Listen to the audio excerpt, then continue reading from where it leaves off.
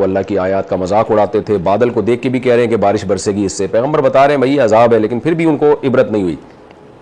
تو اللہ کہتے ہیں تمہارے ارد گرد بہت سی بستیاں ایسی ہیں جو ہم نے ہلاک کی ہیں, یعنی اہل مکہ کے ارد گرد. ارد گرد سے مراد یہ نہیں کہ بالکل مضافات میں ساری زمین ہی ظاہر ہے مکہ کے ارد گرد ہے نا, گول ہے زمین. تو تم شام کی طرف اور مختلف علاقوں کی طرف جب سفر کے لیے جاتے ہو تو تمہیں ارد گرد بہت سی بستیاں نظر آئیں گی.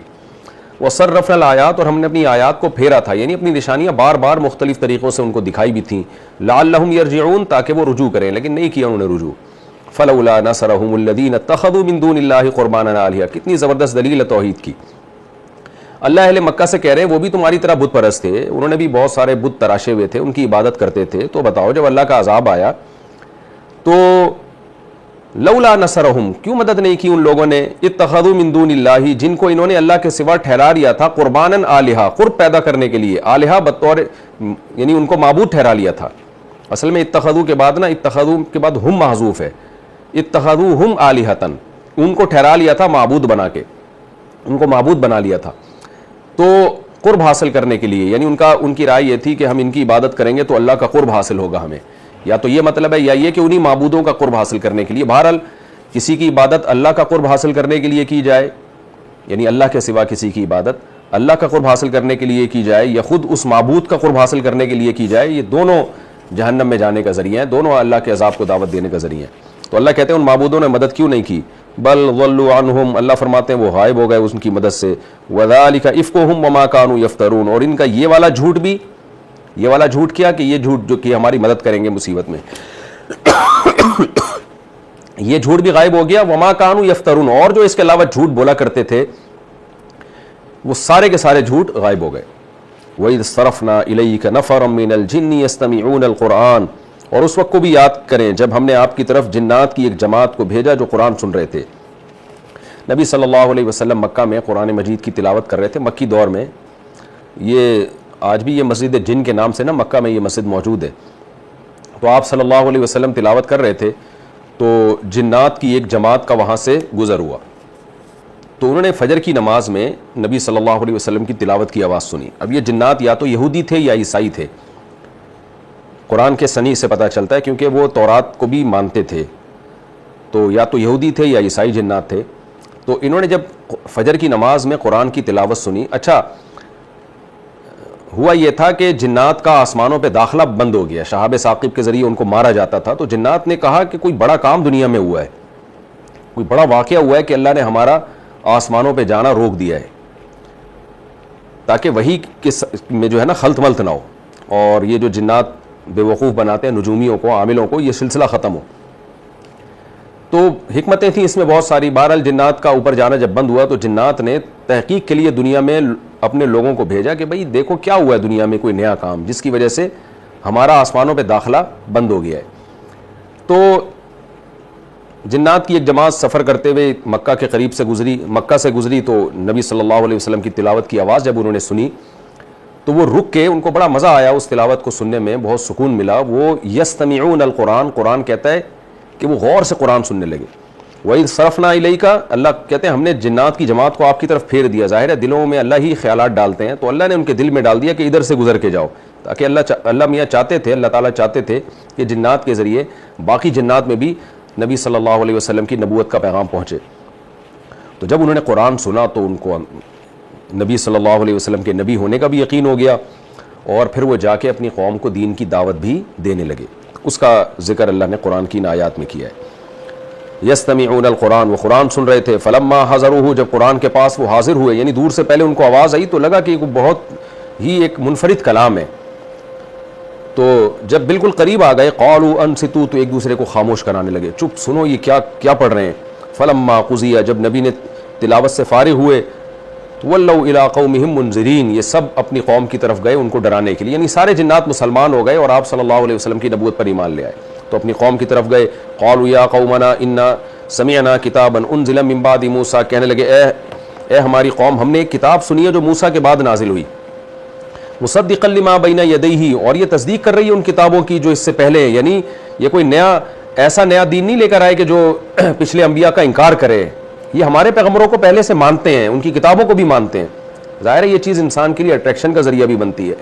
تو مصدقا لما بین یدیہ یہ تصدیق کرتی ہے ان کتابوں کی جو اس سے پہلے گزر چکی ہیں. یہدی الی الحق, حق کی رہنمائی کرتی ہے, والی طریق مستقیم, اور سیدھا راستہ دکھاتی ہے. دیکھیں جب انسان نیوٹرل ہو کے سوچتا ہے نا تو پہلی دفعہ میں ہی اسلام کی دعوت سمجھ میں آ جاتی ہے. ان جنات نے صرف نبی صلی اللہ علیہ وسلم سے کلام سنا ہے, جیسے کہ نجاشی نے حضرت جعفر طیار سے صرف سورہ مریم سنی تھی اور ایمان لے آیا تھا.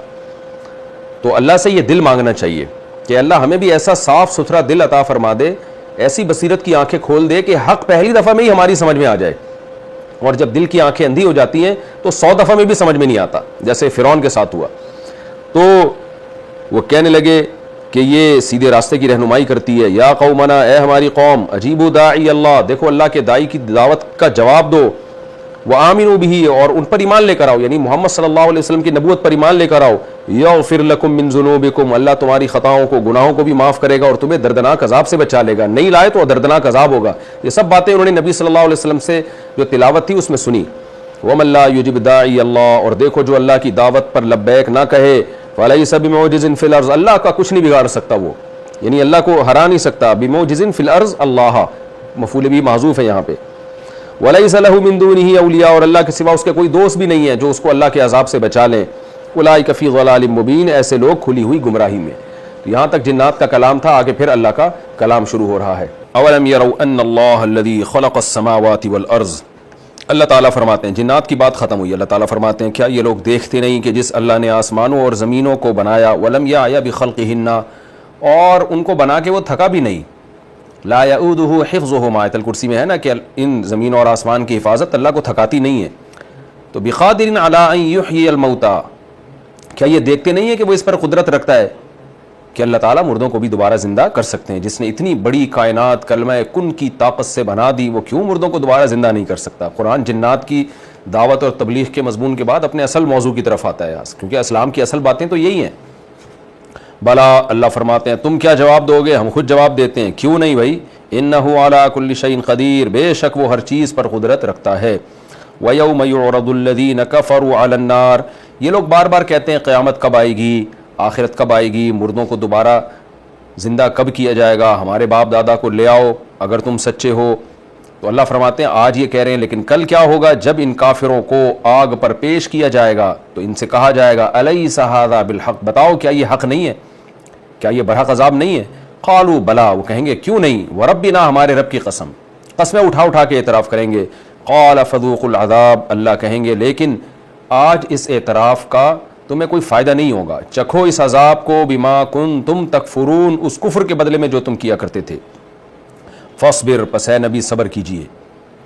یہ سورت کا اختتام ہو رہا ہے کہ آپ اللہ کا پیغام ان تک پہنچائیے, یہ مضامین ان کو سنائیے, اور اس کے بدلے میں جو یہ الٹے سیدھے اعتراضات کر رہے ہیں اس پر آپ, اعتراضات میں ایک اعتراض یہ بھی تھا نا کہ لو کان خیرا ما سبقونا الیہ, اگر یہ اسلام خیر کی چیز ہوتا تو یہ غریب مسکین صحابہ ہم پہ سبقت نہ کرتے. ان تمام باتوں کے جواب میں کہا جا رہا ہے فاصبر کما صبر اولو العزم من الرسل, آپ صبر کیجئے جیسے کہ صبر کیا اولو العزم پیغمبروں میں سے.